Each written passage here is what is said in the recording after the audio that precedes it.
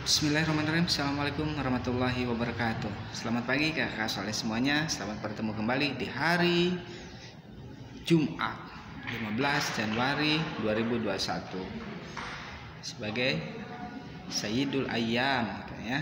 Nanti jangan lupa sholat Jumat ya. Kalau bisa, kalau tidak ada pekerjaan, datang lebih awal ya, datang lebih awal, jangan nunggu azan dulu baru datang ya. Kakak soleh semuanya, di hari ini kita melanjutkan pelajaran kita tematik jilid 4E subtema 2 untuk muatan IPA. Melanjutkan di pembahasan sebelumnya, kemarin kita sudah mencoba sama-sama belajar mengenai cahaya dan sifat-sifat cahaya. Yang bisa mengulang kembali sifat-sifat cahaya apa? Cahaya dapat menembus benda yang bening. Cahaya dapat dipantulkan. Cahaya dapat diuraikan. Cahaya dapat dibengkokkan. Cahaya apa? Dapat apa namanya? Sejajar ya, sejajar. Nah, pada kali ini kita masih sama, itu coba belajar dengan KD menerapkan sifat-sifat cahaya dan keterkaitannya dengan indera penglihatan.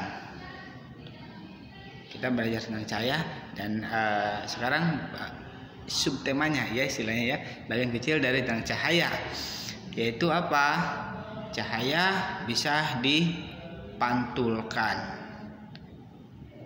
Kita lihat ke cermin misalkan ya, ada bayangan kita gitu ya. Atau misalkan lagi kalau kita senterkan ambil senter gitu ya, kita kemudian kita sorotkan gitu cahayanya ya ke sebuah kertas misalkan ya, maka akan terlihat pantulan cahayanya. Nah, salah satu benda yang bisa memantulkan cahaya yaitu apa? Tadi kalau kita ngaca gitu ya, beres-beres gitu ya, cermin. Kalau kita bercermin, akan sebetulnya itu satu bagian dari sifat cahaya, bahwa cahaya itu bisa dipantulkan. Apa buktinya? Coba kita matikan, kita gelapkan ruangan, ternyata yang tidak ada cahaya, maka apa? Tidak ada, meskipun kita berdiri di depan cermin tidak ada kitanya. Itu kan gelap. Iya, betul. Karena gelap itu karena tidak adanya cahaya. Nah, makanya cermin tidak berfungsi dengan baik karena apa? Tidak ada cahaya yang dipantulkannya. Makanya itu ya salah satu nikmat yang tanpa kita sadari mungkin ya, bahwa keberadaan cahaya itu amat sangat bermanfaat bagi kehidupan sehari-hari kita. Selain tentunya kita sering sekali kalau mati lampu, mati lampu. Kita tidak tahu, bukan hanya sekedar mati lampu, itu hanya bagian kecil dari diambilnya nikmat cahaya dari kita, gitu ya. Karena apa? Sifat dasar dari mati lampu adalah hilangnya cahaya, gelap gitu ya. Di samping nanti yang lain-lainnya, misalkan kalau ada yang sedang nonton atau yang sedang ngecas atau yang sedang masak, karena kita sekarang terbiasa menggunakan alat masak yang menggunakan listrik ya, agak repot. Nah, tapi yang mendasar dari keluhan kita ketika mati lampu adalah gelap, dan gelap itu menandakan bahwa tidak adanya cahaya, dan cahaya adalah salah satu nikmat, sebagian kecil nikmat yang mungkin acap kali kita lewatkan dengan begitu saja ya. Coba kalau kita bayangkan misalkan orang yang tidak bisa melihat seperti itu ya, tidak bisa yang melihat, sehingga dia tidak bisa membedakan mana malam, mana siang gitu ya, semuanya gelap. Nah makanya dari itu patut kita syukuri salah satu nikmat yang Allah berikan kepada kita yaitu cahaya. Dan melanjutkan bahwa salah satu sifat cahaya adalah cahaya dapat dipantulkan, dan salah satu benda yang bisa memantulkan cahaya adalah cermin. Nah cermin ini terbagi menjadi beberapa bagian gitu ya. Kadang kita bisa lihat bercermin di kaca rumah, akan beda kalau kita misalkan bercermin di kaca spion motor gitu ya. Kaca spion motor kok perasaan ada jauh juga kelihatan gitu ya. Atau suka kalau kita bercermin ada yang nampak lebih kecil tapi lebih tajam, dari jarak jauh pun dia bisa kena dapat. Atau misalkan kalau kakak Soleh semuanya lihat di pinggir jalan suka ada yang kaca spion tapi agak besar yang dipasang di pinggir jalan itu ya. Kalau kita lihat dia kita seperti menggelembung ya, bentuk kita seperti menggelembung. Pernah lihat cermin bulat di pinggir jalan gitu ya, kalau kita berdiri gitu ya, biasanya dipasang di sebagai spion juga itu sebetulnya ya, sebagai untuk melihat, biasanya ditempatkan di belokan seperti itu. Nah kalau kita bercermin di kaca seperti itu biasanya kita nampak seperti menggelembung, agak membesar gitu ya. Nah itu ya cermin, salah satu bentuk atau jenis cermin. Nah sekarang kita coba lihat apa saja cermin atau seperti apa jenis-jenis cermin. Kakak Soleh semuanya, berdasarkan bentuk permukaannya ya, kalau dari sini kita ini kan lihat bentuk permukaannya, bahwa cermin itu ada cermin datar dan ada cermin lengkung. Cermin datar dan cermin lengkung. Nanti yang cermin lengkung itu dibagi lagi menjadi dua macam. Yang pertama itu ada cermin cembung dan ada cermin cekung. Jadi ada cermin datar, ada cermin cekung. Nah yang cekung lengkung, ada datar, ada lengkung. Yang lengkung nanti itu dibagi dua, ada yang cembung, ada yang cekung. Nanti gampangnya kakak Soleh semuanya bisa lihat sendok misalkan. Kakak Soleh semuanya bandingkan, sendok kan gini ya, seperti ini ya. Nanti kakak Soleh semuanya bisa lihat bercermin di bagian yang ininya, kemudian di bagian yang dalamnya buat yang kalau kita ngambil makanannya, bagian dalamnya dan bagian punggungnya. Coba diginikan ya, apa yang kakak Soleh semuanya lihat nanti coba. Itu termasuk ke dalam jenis cermin. Yang satu cembung, yang satu cekung. Yang cembung dan cekung itu bagian dari cermin lengkung. Nah, coba kita sekarang artikan dulu dari yang datar. Cermin datar itu cermin yang permukaan bidang bentuknya datar, tidak melengkung ya. Nah, cermin datar ini mempunyai sifat yang pertama itu ukuran bayangan yang nampak itu sama. Nah, cermin yang kita sering gunakan di rumah ya, itu termasuk ke dalam kategori cermin datar. Artinya kalau kita bercermin di depannya ukurannya sama. Ukuran kita bercermin ya seperti nampak aslinya ya. Kemudian yang kedua, jarak bayangan ke cermin sama dengan jarak benda ke cermin. Ketiga, kenampakan bayangan berlawanan dengan benda. Nah, nanti kalau kita kalau kita bercermin di yang cermin datar ini biasanya suka kebalik. Kalau di bagian kiri nih ya, kita misalkan pakai jam tangan pakai bagian kiri. Tapi kalau kita di cermin datar itu, karena dia memiliki sifat terbalik seperti itu ya, mirror effect seperti itu ya, maka dia akan terbalik. Kalau yang ini kiri seperti sebuah, nanti dijadinya di kanan. Biasanya di kamera-kamera cermin seperti ini masih dipakai gitu ya.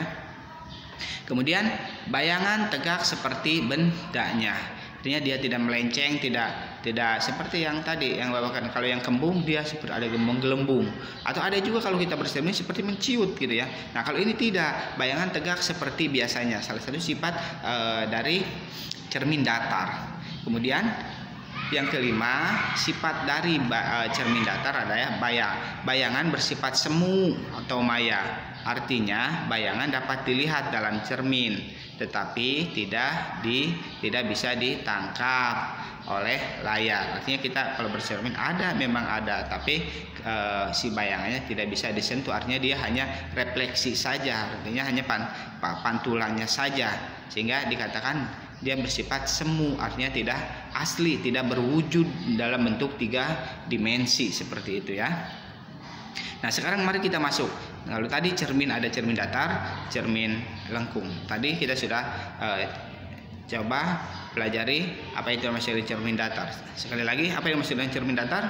Cermin datar adalah cermin yang bagian permukaannya berbentuk datar dengan memiliki 5 sifat. Yang pertama yaitu ukuran besar bayangan sama dengan ukuran benda aslinya. Yang kedua yaitu jarak bayangan ke cermin sama dengan jarak benda ke cermin. Kalau kita berdiri di sini ya seperti itu. Kalau gitu, nah artinya sama.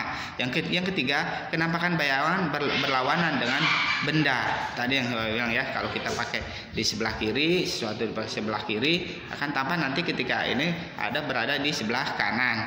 Kemudian bayangan tegak seperti bendanya. Yang kelima yaitu bayangan bersifat semu. Dia hanya tidak nyata gitu ya. Bisa ada, memang bayangannya ada, tapi ketika disentuh dia tidak bisa ya. Kemudian masuk yang jenis kedua dari cermin, yaitu cermin lengkung. Cermin lengkung itu dibagi menjadi 2. Yang pertama itu ada cermin cembung, yang pertama cermin cembung, yang kedua cermin cekung. Apa yang maksud dengan cermin cembung? Cermin cembung yaitu cermin yang permukaan bidangnya permukaan bidang pantulannya melengkung ke arah luar seperti ini. Nah nanti tadi yang seperti Bapak bilang, kaca spion motor itu menggunakan cermin cembung. Artinya dia bisa menangkap benda yang dari jauh ya gitu, dia bisa ketangkap. Dan ini soalnya semuanya lihat. Nah ya, soalnya semuanya buka bukunya di halaman 103. Lihat, ini salah satu contoh dari cermin cembung ya. Kemudian yang kedua yaitu cermin cekung. Cermin cekung yaitu cermin yang bidang pantulannya melengkung ke arah dalam. Lampu senter itu salah satu contoh penggunaan dari manfaat cermin cekung. Atau lampu di motor, di mobil gitu ya, itu menggunakan cermin cekung. Kalau dilihat nanti ketika mau keluar si lampunya itu ya, ada seperti ini kan melengkungnya ya di dalamnya. Kalau kita center ini, nah ini nih. Nah ini ya, yang lingkaran ininya nih ya, di dalamnya kan ada seperti mangkuk gitu ya. Nah itu sebetulnya cermin cekung agar si pantulan cahayanya bisa kuat dan menyebar, nanti bisa lebih besar gitu ya. Jadi mengarah terfokus seperti itu. Atau di lampu mobil juga sama. Kalau kalian lihat soalnya semuanya lihat di motor atau di mobil, mangkuk dulu ya berwarna putih itu sebenarnya cermin, kemudian ada di tengahnya nanti baru keluar si lampu bohlamnya itu. Itu pemanfaatan dari cermin cekung ya. Nah soalnya semuanya berbeda dengan cermin datar tadi ya. Kalau cermin cekung ya, sifat bayangannya itu sangat bergantung pada letak terhadap cermin itu. Kalau cermin datar, letak bayangan dan letak objek itu ya, itu sama jaraknya. Kemudian ukuran yang terdapat di cermin dengan ukuran benda asli itu sama. Kalau misalkan Bapak seperti ini nih ya, ngaca, ya seperti itu, sebesar itu yang nampak di cermin. Atau kalau kakak soleh semuanya, misalkan kakak Emri, kakak Firman, atau kakak Bintang, atau kakak yang lainnya bercermin di depan cermin di rumahnya, ketika bercermin sama kan ukurannya kan dengan aslinya kakak soleh semua ya. Nah, kalau sifat dari cermin cekung ini, dia tidak seperti itu, sangat bergantung kepada posisi jarak. Kakak soleh semuanya lihat, kita bisa coba lihat di kaca spion, lihat kaca spion, kemudian minta salah satu teman atau saudara gitu ya berdiri, kemudian suruh bergeser mundur, maka pantulan cahaya yang terdapat di cerminnya itu dia akan berbeda ukurannya. Nah, jarak sangat mempengaruhi terhadap hasil dari si cermin cekung ini. Pada cermin cekung ini, jika benda dekat dengan cermin ya, kalau kita dekat dengan misalkan dengan kaca spion, maka bayangan benda bersifat tegak dan dia lebih besar dan semu. Tapi jika bendanya jauh dari cermin cekung, bayangan benda bersifat lebih nyata dan terbalik bedanya nih ya. Jadi jarak, kalau kita bercermin di cermin cekung, jarak itu sangat mempengaruhi terhadap bayangan yang ada di cermin cekungnya. Beda dengan, sekali lagi, beda dengan cermin datar. Kalau yang kita untuk bercermin di rumah itu salah satu contoh dari cermin datar. Tapi kalau kita bercermin di model-model kaca spion gitu ya, kaca spion motor atau mobil soleh semuanya, atau di sendok seperti itu ya, maka jarak sangat mempengaruhi terhadap refleksi bayangan yang ada di si kaca tersebut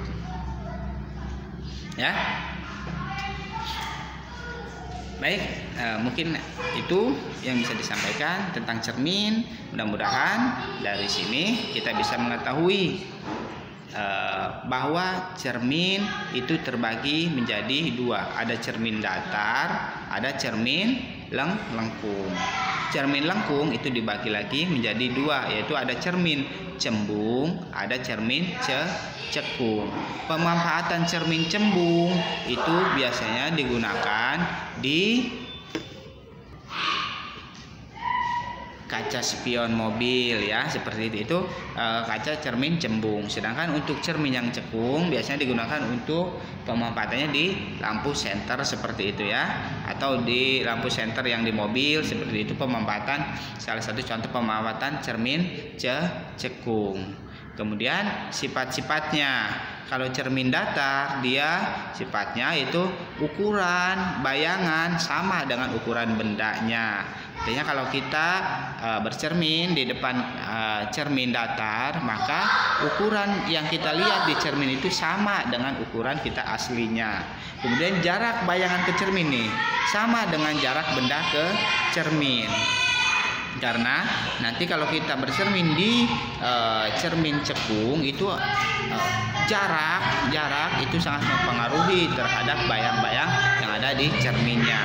Kemudian sifat yang ketiga yaitu penampakan bayangan berlawanan dengan benda.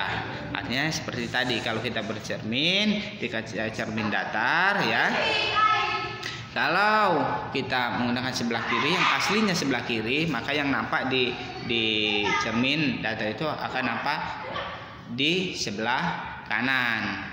Kamera-kamera, misalnya kamera depan seperti itu ya, yang kamera depannya biasanya dia akan terbalik seperti itu. Kalau kita selfie seperti ini ya, kalau tidak diatur pengaturannya, kalau dia menggunakan cermin datar maka akan terbalik. Yang sebelah kiri sini ya, misalnya nanti ketika difotokan hasilnya kita lihat, maka akan tambah sebelah kanan. Kemudian bayangan tegak seperti bendanya, bayangan bersifat semu atau maya, itu salah satu. Itu 5 sifat dari cahaya cermin datar. Sedangkan cermin lengkung dibagi menjadi dua, itu tadi cermin cembung dan cermin cekung. Cermin cekung itu memiliki sifat satu, ini sangat dipengaruhi oleh jarak ya. Jika benda dekat dengan cermin, ingat, jika bendanya dekat dengan cermin cekung ya, cermin yang cekung, bayangan benda bersifat tegak, lebih besar dan semu.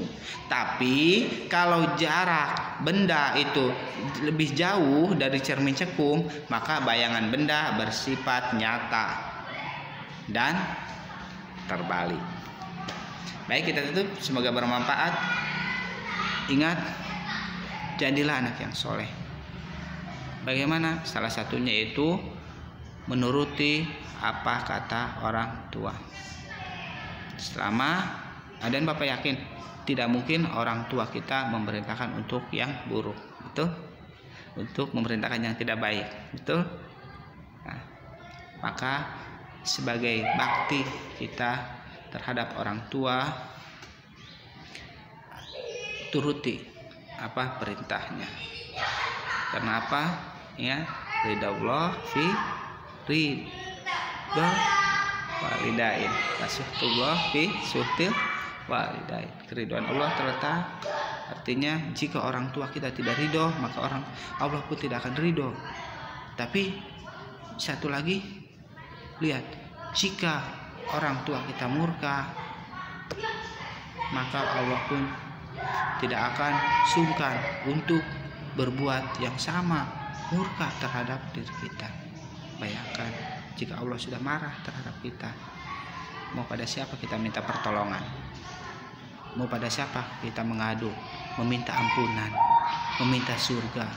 Kalau Allah saja sudah marah, dan kemarahan Allah itu bisa hadir ketika kita membuat marah kedua orang tua kita, membuat marah ibu kita. Jadi jadilah anak yang berbakti ya kakak soleh semuanya. Jaga sholatnya juga, dan jangan lupa jaga kesehatan agar kita bisa melakukan banyak hal yang bermanfaat. Baik, kita tutup. Subhanakallahumma bihamdik, asyhadu alla ilaha illa anta, astaghfiruka wa atubu ilaik. 4B, jujur dan kuat. Assalamualaikum warahmatullahi wabarakatuh.